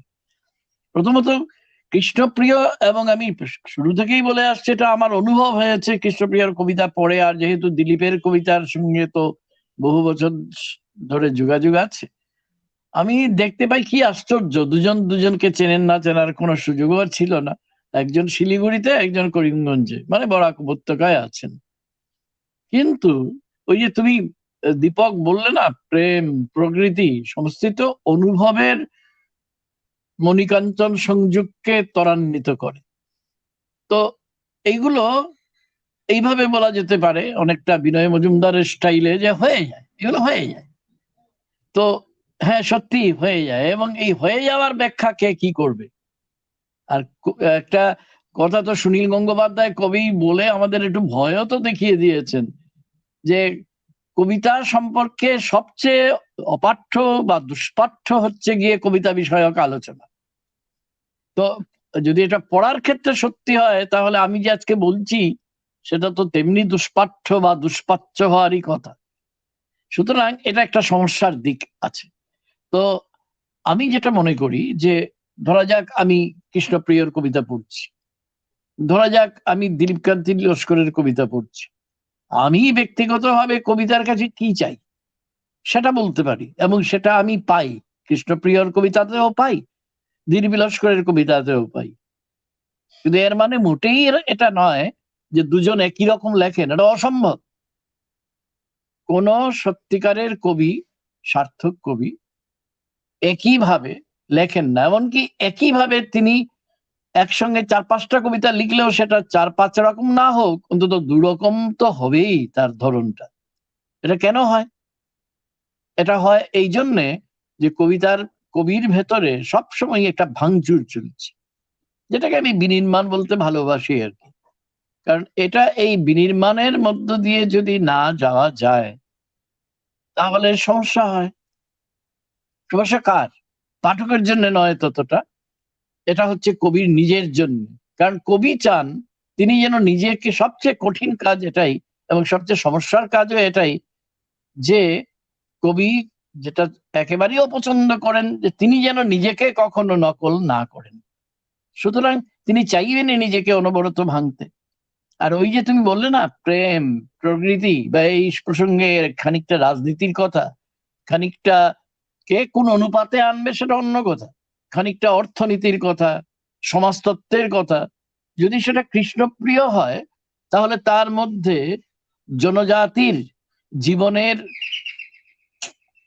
জনজাতির শব্দকোষ নিয়ে যিনি কাজ করেন, জনজাতির জীবনযাত্রা নিয়ে কাজ করেন যিনি, তিনি তো সেটাকে তাকে মানে এক কথা অ্যাকসেপ্টেন্স, ইংরেজি শব্দ বলতে ইচ্ছে করে না বাংলা কথা বলতে গিয়ে, যে অ্যাকসেপ্টেন্স, এটা পরিগ্রহণ, এটা হয়েই থাকে, সেটা হয়েই যাবে, এটাকে কেউ আটকাতে পারে না।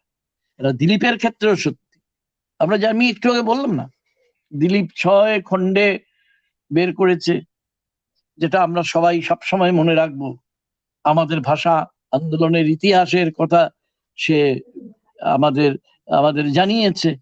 এখন সে যদি লিখতে চায়, যেমন একটু আগে আমি একটা শোনালাম তার মেঘের ঘোড়দৌড় কবিতাটা, তো সেইখানে এসেই গেছে, এসে যাবেই আমাদের এনআরসির কথা, আমাদের বিপন্ন বাঙালি সত্তার কথা। এটা যদি না বলে, তাহলে সে মিথ্যাচার করছে। আর একটা পুরনো কথা আমি আবার ফিরিয়ে আনি, যে কবিতায় মিথ্যে কথা বলা যায় না, মিথ্যে বললেই ধরা পড়ে যেতে হয় সঙ্গে সঙ্গে। সবচেয়ে আগে যে বোঝে সে কবি, কিন্তু সঙ্গে আর একটু সতর্কবাণীও। দুজন কবি আছেন, দুজন না 3জন, দীপকও কবি, দীপক চক্রবর্তী, তার কবিতার বইও আছে। তো তুমি তিনজনের উদ্দেশ্যে এটা সতর্কবাণী উচ্চারণ করছি যে সবচেয়ে আগে যেমন কবি নিজে বোঝেন, যদি তিনি সচেতন হয়ে থাকেন, নিশ্চয়ই সচেতন, নাহলে কবিতা লিখবেন কেন? কিন্তু তার থেকেও বড় কথা হচ্ছে তার যে পাঠক তার জন্য অপেক্ষা করে আছে সে কিন্তু ধরে ফেলবে। এবং এই জন্যে ভাই কবিতা সত্যবদ্ধ উচ্চারণ, সত্যবদ্ধ স্বর মানেই হচ্ছে কবিতা। এখন সেই সত্যের মানে কি, এর দার্শনিক নির্যাসটা কি, তার সমাজতাত্ত্বিক নির্যাস কিছু আছে কিনা, তার মনস্তাত্ত্বিক কিছু পরিসর আছে কিনা, সে তো অন্য প্রসঙ্গ, কিন্তু এই আলোচনায় আমি আপাতত যেতে চাইছি না। এক কথায় আমি এবার গুটিয়ে আনি যে কথা বলছি আমি অবশ্যই কৃষ্ণপ্রিয় ভট্টাচার্য সম্পর্কে, এবং কথাটা কিন্তু সঙ্গে সঙ্গে এও মনে করিয়ে দিচ্ছি যে এটা দিলীপ কান্তি লস্কর সম্পর্কেও সমানভাবে প্রযোজ্য, যে তারা অনবরত জীবনকে মন্থন করে চলেছেন। কোন জীবন? যে জীবন তিনি দেখছেন, হ্যাঁ, শুধুমাত্র তাকিয়ে থাকছেন না, দেখছেন। তাকিয়ে থাকা, যেটা ইংরেজিতে লুক ক্রিয়াপদ দিয়ে আমরা ব্যবহার করি, I am looking at something, সেটা দিয়ে কিন্তু কবিতা হয় না, কারণ তার মধ্যে সত্য মিথ্যার ব্যাপার থাকে না, থাকে শুধু তথ্য, ফ্যাক্টস। কিন্তু ফ্যাক্টস দিয়ে কখনো আমরা কিন্তু শিল্পের যে নির্যাস তার কাছে পৌঁছতে পারি না। যে কবি সত্যিকারের কবি সে কিন্তু কখনো তথ্যের মধ্যে নিজেকে আটকে রাখবে না, যদিও তথ্য তার জরুরি জিনিস, কারণ আমরা কেউই তো আকাশে থাকি না, আমাদের পা মাটিতে ঠেকতেই হয়, আমাদের জমিতে আমাদের দাঁড়াতেই হয়। তো সেই জমিটা হচ্ছে গিয়ে দিলীপ কান্তি লস্করের ক্ষেত্রে আমাদের বরাক উপত্যকার নানা সমস্যা সংকট, আমাদের যে এখনো বাঙালি হওয়ার অপরাধে আমাদের যে নষ্ট ধ্বস্ত করে দেওয়ার আয়োজন চলছে, আমরা যে আক্রান্ত কাদের দ্বারা? রাষ্ট্রশক্তির দ্বারা। আমাদের বলা হচ্ছে উই পোকা, আমাদের বলা হচ্ছে ঘুষবেটিয়া, আমাদের অপরাধ আমরা বাংলা ভাষায় কথা বলি। এখন দিলীপ যদি তার কবিতায় সেটা না আনে তাহলে তো সে মিথ্যে কথা বলছে। কিন্তু কবি তো মিথ্যাবাদী নয়, কবি বিশেষ অর্থে, নিবিড়তর অর্থে একজন সত্যবাদী মানুষ। কৃষ্ণপ্রিয় ভট্টাচার্য সত্যবাদী। সে যেহেতু 1 বছর বয়সে, আমি তো একটু বললাম, কামাখ্যাগুড়িতে চলে এসেছিল, কামাখ্যাগুড়ি থেকে তারপর ওই শিশু অবস্থাতেই আলিপুরদুয়ারে গেল, আলিপুরদুয়ারে দীর্ঘ বহু বছর কাটিয়ে এখন সে শিলিগুড়ি বাসী, যেখানে আমার পরিচিত জায়গা, এই জন্য হিলকাট রুট শুনলে একটু আনন্দ পাই। তো তেমনি আমাদের দিলীপ কান্তি লস্করও তাই, বরাক উপত্যকা থেকে সামান্য কিছুদিনের জন্য বা বছর খানেক বা তার চেয়ে একটু বেশি সে কলকাতায় গিয়েছিল বটে, সব গিয়েছিল, তা যাক যেখানে খুশি।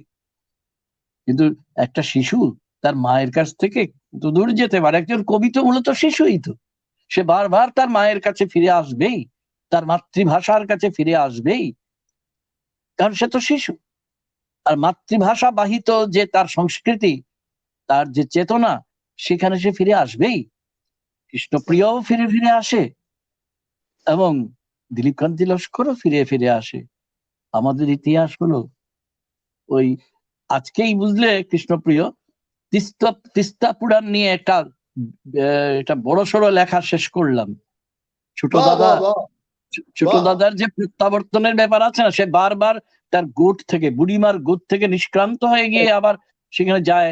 আবার উপন্যাসের শেষে যখন শেষ হচ্ছে 694 নম্বর পৃষ্ঠায়, তো দেখতে পাই যে কথক অর্থাৎ স্বয়ং দেবেশ রায়, প্রয়াত দেবেশ রায় বলছেন যে, অনেক কিছু বলছেন যে সে ফিরে আসবেই, অন্তত ফিরে আসতে পারে, এক জন্ম না হোক অন্তত 3-4 মানব জন্ম শব্দটা ব্যবহার করেছেন দেবেশ। তারপরে আমরাও আমাদের যেই মানব জন্মেই আমরা আমাদের মাতৃভাষার কাছে ফিরে আসি, আমাদের মাতৃভাষা বাহিত সংস্কৃতির কাছে ফিরে আসি, আমাদের চেতনার কাছে ফিরে আসি আমাদের উৎসে।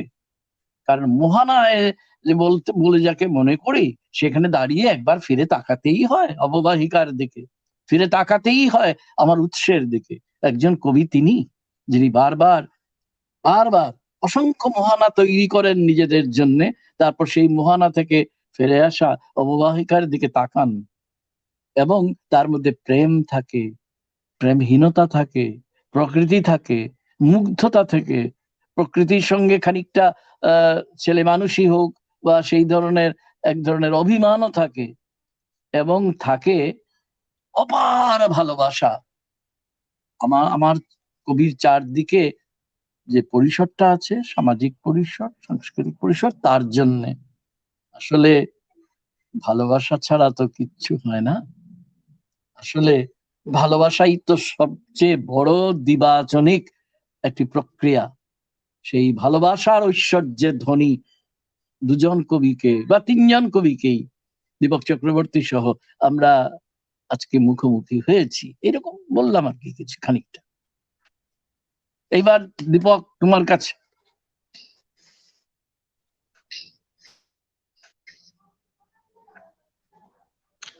দারুণ বললে। আপনার কাছ থেকে তো আমরা সবসময় শেখার জন্য মুখিয়ে থাকি। আশা করি আমার মতো আমরা উপস্থিত আরো দুজনে একইভাবে উপকৃত হলাম। আমরা কৃষ্ণপ্রিয় ভট্টাচার্যের কবিতার প্রসঙ্গে আবার ফিরে আসব। আমি এখন চলে যাচ্ছি কবি দিলীপ লস্করের কাছে। আমি অনুরোধ করব, দিলীপ, তুমি তোমার একটি কবিতা আমাদেরকে শোনাও। শুনতে পাচ্ছ দিলীপ?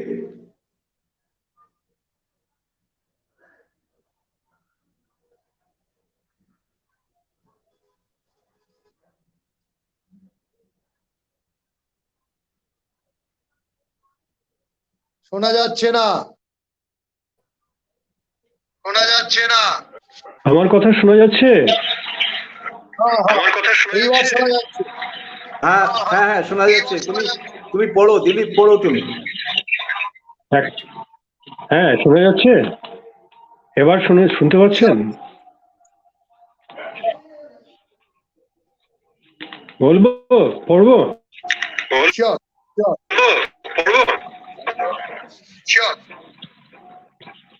আমার কবিতাটির নাম তৃতীয় ভুবনে। কোন এক হেমন্ত নিশির মধ্যযামে আমি এক জনবিরল জ্যোৎস্নার পথ ধরে হাঁটছিলাম। ছমছম পিছন থেকে এক সোনালি ইঁদুর ওর ছোঁচালো ঠোঁটের ফাঁকে চিকচিক করে বলল, মহাশয়, ভেতরে ঢুকুন। তৎক্ষণাৎ পায়ের নিচের শুকনো পাতায় মর্মর কর্কশ এক ভয়ঙ্কর ধ্বনি শুরু হলো।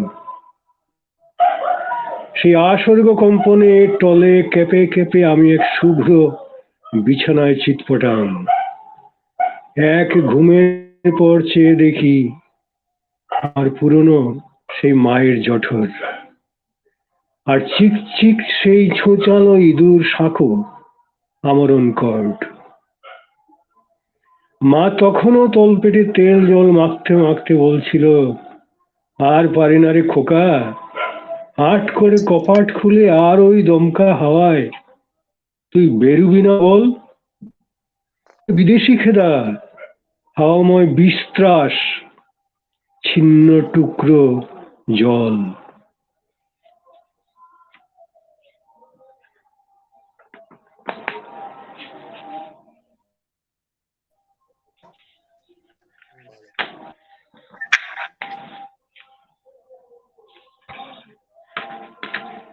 আর পড়বো?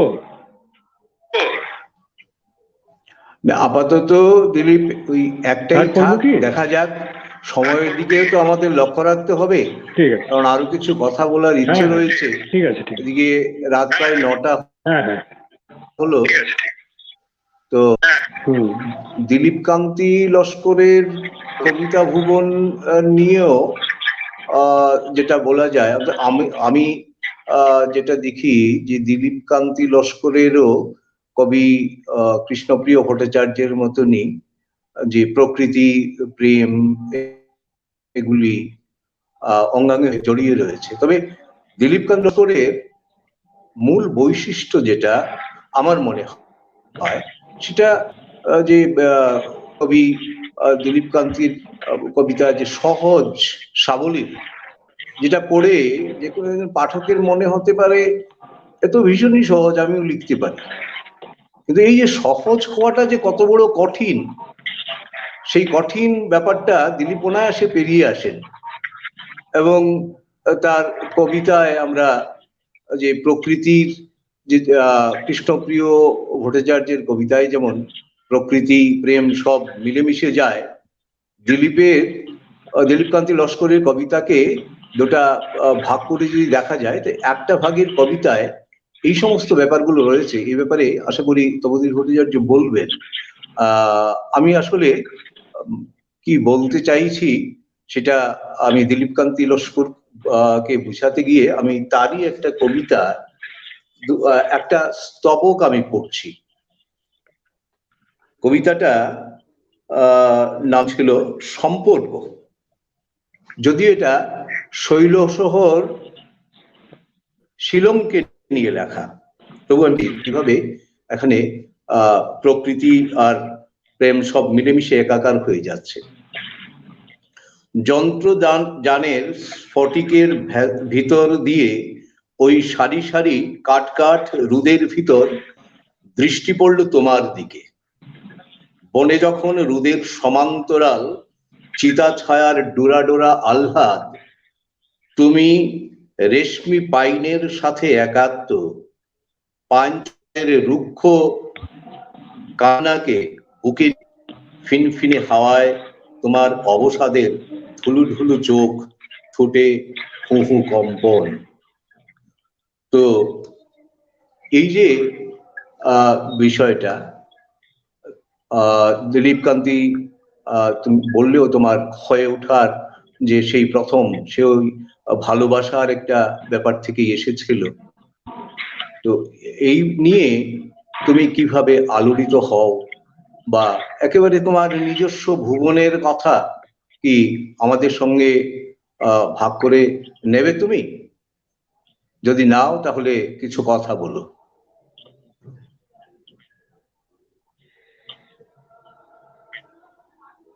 হ্যাঁ, ঠিকই আছে। তুমি যেটা বললে, তুমি তো বলেই দিলে আমার ভুবন সম্পর্কে, তুমি তো বলেই দিলে।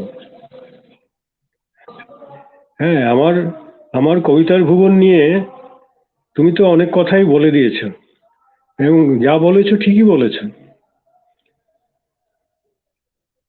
হ্যাঁ, আমার যাপিত ভুবন আমার কবিতাতে থাকবেই।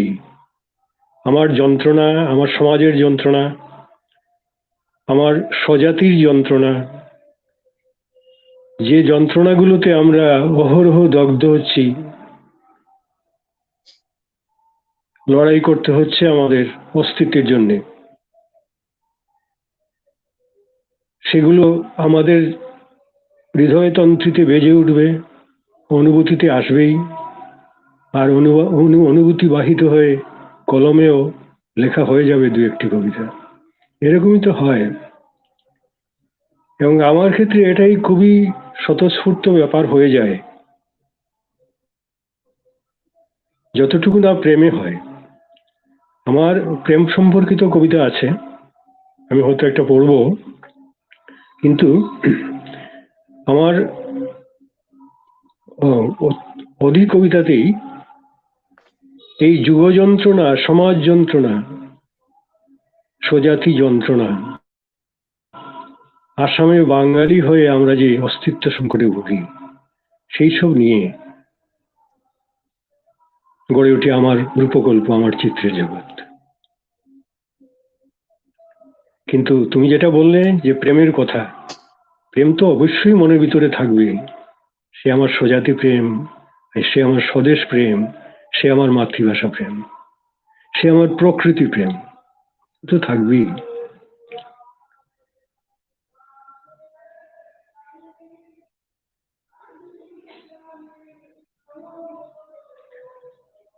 আমি আরেকটা কবিতা পড়বো কি?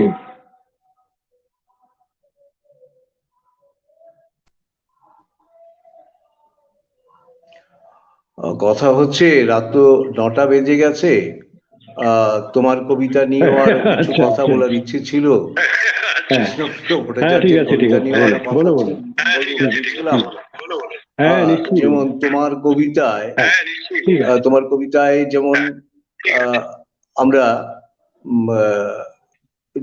এই যেটা বললাম সহজ সরল সাবলীল, সাবলীলতা তোমার থাকে, কিন্তু এই মানুষটাকেই আমরা আবার পাল্টে যেতে দেখি যখন এই এখানকার যে যন্ত্রণা সেগুলো নিয়ে, তখন আমার কাছে কবি দিলীপ কান্তি লস্কর কেমন যেন একটা বেপরুয়া হয়ে ওঠেন। অনেক ক্ষেত্রে কবিতার শর্তকে ভেঙেও তিনি বেরিয়ে যেতে চান তার যন্ত্রণাকে প্রকাশ করার জন্যে। আমি এই বিষয়গুলি নিয়ে আবার ফিরে যাচ্ছি তপোধীর ভট্টাচার্যের কাছে কিছু শুনবো বলে।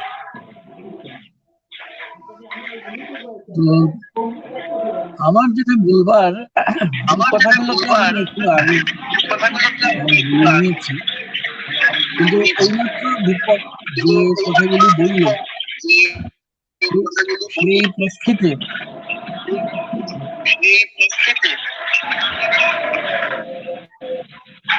বলবার মতো কথা হচ্ছে যে, না, যেটা বলতে চাই সেটা আমি একটু পরে বলছি, তার আগে ভুলে না যাই এই জন্য একটি কথা আমি বিভিন্ন জায়গায় সুযোগ পেলেই বলি, যে কবিকে আমি বুঝতে চাইছি প্রথম এবং শেষ শর্ত হচ্ছে তার কবিতা ভালো করে পড়ে নাও। যেমন দিলীপ কান্তি লস্করের কবিতা সমগ্র প্রথম খণ্ড আর দ্বিতীয় খণ্ড বেরোলে আমি হয়তো পেতাম, সেটা আদ্যপান্ত পড়ে নেওয়া। এই কারণে পড়ে নেওয়া দরকার, কারণ কবিতাই তো হচ্ছে গিয়ে কবির সারা জীবনের, তার চিন্তার, তার চেতনার, তার সৃষ্টি সামর্থ্যের একটা পাণ্ডুলিপি। সুতরাং এটা না পড়লে হয়। আর দীপক এইমাত্র যেটা বললো তার সহজতা, এবং এর মধ্যেও আরো অনেক কথা আছে, আমি কথাটাকে খুব বেশি বাড়াবো না কারণ সময় অনেকটা চলে যাচ্ছে। এর দু একটি কথা বোধহয় না বললেই নয়, কারণ দীপকের জানা আছে দিলীপ কান্তি লস্করের একটি কবিতা আমি সহ কত জায়গায় কতজন যে উদ্ধৃত করেছেন তার কোনো ইয়ত্তা নেই। সেই কবিতাটা, যে কবিতাকে সরাসরি সম্বোধন করছে পাঠক, সরাসরি একদম এই যে প্রত্যক্ষতা, ডিরেক্টনেস, সেটা ওই কবিতার মূল বিষয় যেটা প্রতিপাদ্য, যেটা সেটা দাবি করছে। এই অভিজ্ঞতা অনেকেরই হয়েছে, যারা বরাক উপত্যকা থেকে কলকাতায় বা পশ্চিমবঙ্গে গেছেন, সম্ভবত এই অঞ্চল থেকে যারা যান তাদের বাচন ভঙ্গিতে উপভাষার মানে বহু ধরনের প্রভাব থেকেই যায়। বাঘ যেমন তার গায়ের গন্ধ, বাঘের গন্ধ আমি কোনোদিন পাইনি, কৃষ্ণপ্রিয়া পেলেও পেতে পারে, সে ডুয়ার্সে থাকে কিনা, কিন্তু বাঘের গন্ধ যেমন বাঘ লুকোতে পারে না, তেমনি কবিও কিন্তু তেমনি আমাদের এই অঞ্চল থেকে যারা যায় তারা কিন্তু তাদের উচ্চারণকে তো আর লুকোতে পারে। তাই বলে এটার মানে তো এই নয়, যেটাকে স্বয়ং দেবেশ রায়ের কথা আবার ফিরে আসছে তার উপন্যাসের নতুন ধরনের খুঁজে বইতে, তিনি লুকায়তের পৌরুষ, লুকায়তের পেশি, লুকায়তের লাবণ্য, এই তিনটে শব্দবন্ধ পরপর ব্যবহার করেছিলেন। আমাদের বাংলার ঐশ্বর্যটা কোথায়? অসংখ্য উপভাষা এবং বিভাষা। দেবেশ রায় বলেছেন, না বললেও আমরা জানতাম, যে আমাদের ঐশ্বর্য এইখানেই যে মহকুমায় মহকুমায় তার, দেবেশ রায়ের শব্দ ধার করে বলছি, খরচলিষ্ণুতা, উপভাষার ওই যে পেশি, লাবণ্য এবং সামর্থ্য সবটাই প্রকাশ পায়। তো সেটা দুর্ভাগ্যক্রমে যারা কলকাতা কেন্দ্রিক পশ্চিম বাংলার অধিবাসী বাঙালি তারা অবশ্যই, কিন্তু তারা সেটা জানেন না, জানতে চানও না। এটা নিয়ে বিশাল অভিমান এবং ক্ষোভ এখনো এখানকার বাঙালিদের মধ্যে আছে। এই পরিপ্রেক্ষিতে ওই কবিতাটা পড়তে হয়, যে কারণে এই কবিতাটা খুব পপুলার যাকে বলে দিলীপের, সেটা হয়েছিল। কিন্তু এটাই কিন্তু দিলীপের কবিতার একমাত্র বৈশিষ্ট্য নয়। দিলীপ আমার ধারণা মুখ্যত নিজের সঙ্গে নিজে কথা বলে, আমরা সেই শেলির কথা, অনেক পুরনো কথা, আমরা ওভারহিয়ার করি মাত্র। সে আমাদের শোনাবার জন্যে কিছুই লেখে না, সে কিন্তু নিজের সঙ্গে নিজে কথোপকথন করে যায়, যেন ঝর্ণার মতো করে, যেন পর্বতের গুহ থেকে বেরিয়ে আসা, আমাদের এই অঞ্চলে বলে ছড়া, মানে ছোট জলধারার মতন আপন বেগে বয়ে যায়, সে তেমনি আপন বেগে বয়ে যায় তার কবিতা। এটা 1 নম্বর কথা। সুতরাং সেইখানে তো সহজতা থাকবেই। সহজতা মানেই যে এটা নয় যে তার মধ্যে এতটাই স্বচ্ছ যে তার আর এর বাইরে কোনো নুড়ি পাথর আছে কিনা তার একেবারে তার নিচু তলায়, সেটা পর্যন্ত সে দেখাতে সমর্থ নয়, সেরকম নয়। কথাটাকে আর একটু অন্যভাবে বলি, তার কবিতায় একটু আগে বলছিল না যে হ্যাঁ, সমাজ চেতনা তো থাকবেই, আমার ভাষা চেতনা তো থাকবেই, আমার নিজের আমি দেশ শব্দটা আজকাল উচ্চারণ করি না নানা কারণে, তবে আমি বলি, এটাকে বলা পছন্দ করি যে পরিসর চেতনা তো আমার থাকবেই। কারণ আমার সেই জীবনানন্দের কথা কি এখনো খুব বেশি প্রাসঙ্গিক নয় যে কবিতার অস্থির ভিতর থাকবে ইতিহাস চেতনা, মর্মে থাকবে পরিচ্ছন্ন কালজ্ঞান। সে কৃষ্ণপ্রিয়র জন্যও সত্যি, দিলীপ কান্তি লস্করের জন্যও সত্যি, বা যখন যারা কবিতা লিখবে তাদের সবার জন্য সত্যি। তো কৃষ্ণপ্রিয় কৃষ্ণপ্রিয়ের মতো লিখছেও, দিলীপের মতো লিখুক। আমরা দিলীপের কবিতা যখন পড়বো, আমরা তার মধ্যে যেভাবে একভাবে কৃষ্ণপ্রিয়র কবিতার মধ্যে আমি কোথাও লিখে থাকতে পারি যে একটা সুধা গন্ধ পাওয়া যায়, মাটির সুধা গন্ধ পাওয়া যায় অনন্য মর্মরের আওয়াজ, তেমনি দিলীপের কবিতাতেও আমাদের এই ধূলি ধূসরিত বরাক উপত্যকার অনেক আভাস পাওয়া যায়। সেটাকে অনুভব করতে হয়, কারণ কবিতা প্রথমেই বলি আর শেষেই বলি, অনুভবের কাছেই তো তার তার সম্বোধন। কবি তো মূলত কে, ইংরেজি শব্দটাকে একটু বাংলা করে বলি, হি ইজ অ্যান অ্যাড্রেসার, তিনি সম্বোধন করছেন পাঠককে, সে সম্বোধিত, যার উদ্দেশ্যে সমস্ত সম্বোধন ছুটে যাচ্ছে। আর কবি আর পাঠকের মধ্যে বিরাজ করছে কি? সম্বুদ্ধ মানতা, an act of aggressivity। এটাই হচ্ছে আসল। যতক্ষণ পর্যন্ত কবি অ্যাড্রেসার হয়ে থাকবেন, তার পাঠক তার কাছে অ্যাড্রেসই হয়ে থাকবে, এবং ওই কবির কাছ থেকে পাঠকের কাছে পৌঁছাতে যে অ্যাক্ট অফ অ্যাড্রেসিভিটি, প্রক্রিয়াটা, সম্বুদ্ধ মানতা বলি, একটু কঠিন শব্দ হলেও কিন্তু আমি নাচার, তো সেই প্রক্রিয়াটা থাকবেই, যেটা দিলীপের মধ্যে আছে, যেটা কৃষ্ণপ্রিয় ভট্টাচার্যের মধ্যে হচ্ছে। তবে শর্ত কিন্তু একটাই, কৃষ্ণপ্রিয়র কবিতাও আমাদের সব পড়ে দেখতে হবে, ধৈর্য ধরে, ধৈর্য ছাড়া ভাই কবিতা হয় না, মানে আমি পাঠকের জন্য বলছি, আর কবির তো হই না। তো তাদের কবিতা যখন এইভাবে পড়বো, তখনই একমাত্র আমরা বুঝে নিতে পারবো যে তার নিজের অবস্থানকে সে স্পষ্ট করতে পেরেছে কিনা। এবং এটা জোর দিয়ে বলার মতন যে দিলীপ কান্তি লস্কর করিমগঞ্জে, কৃষ্ণপ্রিয় ভট্টাচার্য শিলিগুড়িতে, তারা কিন্তু নিজেদের সার্বিক অবস্থান পাঠকের কাছে স্পষ্ট করে তুলতে পেরেছে। এই যে অবস্থানের স্পষ্টতা, স্বচ্ছতা, এরপরে আর কথা থাকে না কোনো। আপাতত এই পর্যন্তই থাক, কারণ রাত বেড়ে যাচ্ছে বলে আমাদের সঞ্চালক মহাশয় হয়তো একটু অসুবিধাও বোধ করতে পারেন।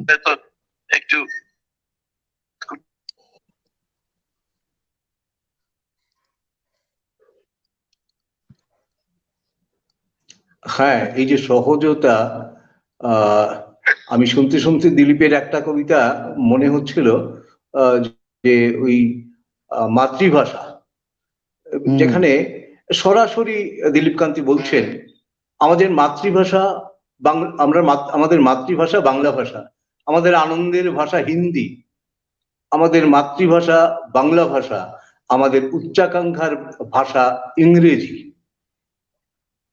এই অমোঘ উচ্চারণ সহজভাবে দিলীপ কান্তি করতে পারেন বলেই দিলীপ কান্তি লস্কর, তাকে আমরা মনে রাখবো। কবিতা নিয়ে কৃষ্ণপ্রিয় ভট্টাচার্যের কবিতা নিয়ে আরো কিন্তু রাত ইতিমধ্যে ৫:৯টা বাজতে চললো। কৃষ্ণপ্রিয় ভট্টাচার্যের কবিতার মধ্যে অন্তত আমি পরাবাস্তবের ছোঁয়া পাই। তো এই বিষয়ে আজকে অবতারণা করতে গেলে আরো অনেক রাত চলে যাবে। আবার যদি কোনো সময় সুযোগ পাওয়া যায় সেটা করা যাবে। আর দুজনের যে জায়গায় মিল নিয়ে আমরা এতক্ষণ কথা বলেছি, যে তাদের যে বাঁশের পরিসর, যেটা তপোধীর ভট্টাচার্য বললেন, সেটার সঙ্গে তাদের যে কবিকৃতি অঙ্গাঙ্গিভাবে জড়িত রয়েছে, সেখানে তারা কবিতার বাইরে গিয়েও যে বিশাল কাজ করেছেন কৃষ্ণপ্রিয় ভট্টাচার্য এবং দিলীপকান্তি লস্কর দুজনই। অদ্ভুত কিছু সমাপতন এই দুই কবির মধ্যে আমরা দেখতে পাচ্ছি। যে কৃষ্ণপ্রিয় ভট্টাচার্য তরাই ডুয়ার্সের যে লোকজীবন, লোকসাহিত্য, তার শব্দ, এই সমস্ত কিছু নিয়ে গবেষণা করছেন, আমাদেরকে জানাচ্ছেন। দিলীপকান্তি লস্কর একইভাবে আমাদের আসামের, বিশেষ করে বরাকের বাঙালির যে মর্মবেদনা, তার যে ভাষার জন্য তার যে সংগ্রাম, তার যে ইতিহাস, তার যে এই ভাষা সংগ্রাম নিয়ে যে এই উপত্যকায় যে গান রচিত হয়েছে, কবিতা রচিত হয়েছে, কথা সাহিত্যে ১৯-এর প্রসঙ্গ এসেছে, বা এই যে ভাষার যন্ত্রণার ব্যাপারটা এসেছে, এইগুলি নিয়ে দিলীপকান্তি লস্করের যে কাজ, সেটা অন্তত বরাক উপত্যকার বাঙালিরা যতদিন তাদের বাঙালি সত্তাকে বাঁচিয়ে রাখবে, ততদিন দিলীপকান্তি লস্কর বেঁচে থাকবেন। তার এই সমস্ত কাজের মধ্য দিয়ে আজকের এই সান্ধ্য অনুষ্ঠানে আমরা দুজন কবিরই কবিতা নিয়ে কিছু কথাবার্তা বললাম। তার মানে এই নয় যে আমরা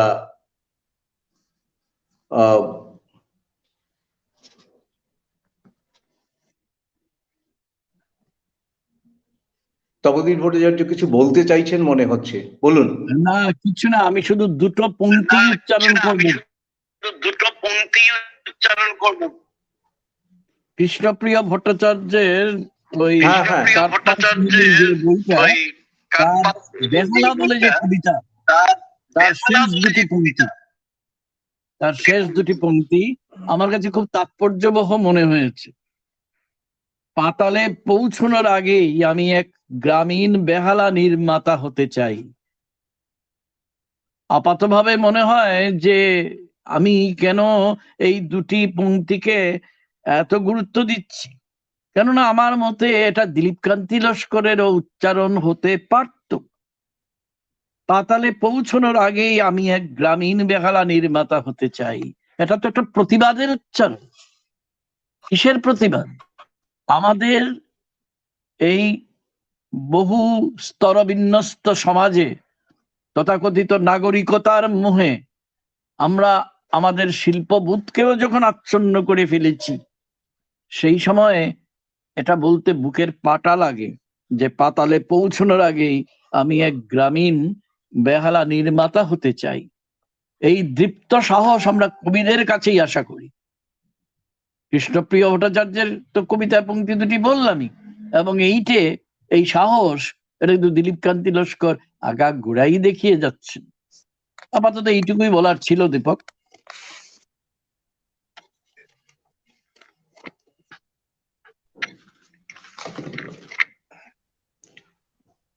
ধন্যবাদ। কৃষ্ণপ্রিয় ভট্টাচার্যের কবিতা নিয়ে আমারও অনেক কিছু বলার ইচ্ছে ছিল। যাই হোক, আশা করি অন্য কোনো দিন সেই সুযোগ আমি পেয়ে যাব। এই যে আপনি বললেন, এটা আমাদের প্রত্যেকেরই উচ্চারণ, কারণ আজকে বিভিন্ন দিক থেকে, রাজনৈতিক ভাবে হোক, অর্থনৈতিক ভাবেই হোক, আমাদেরকে পাতালে ঠেলে দেওয়ার যে প্রচেষ্টা চলেছে তার বিরুদ্ধে এই ধরনের পংক্তি তো আমাদের পাথেয়। আজকে যেন পিকাসোর সেই কথার মতন, শেষ করার আগে উদ্যত সঙ্গিনের দিকে, রাইফেলের দিকে আমি ছুড়ে মারবো দুটো গোলাপ ফুল, ওই রকমই আমি গ্রামীণ বেহালা বাদক হতে চাই। আমি বলতে কৃষ্ণপ্রিয়, আমি বলতে দিলীপ কান্তি লস্কর মঠে।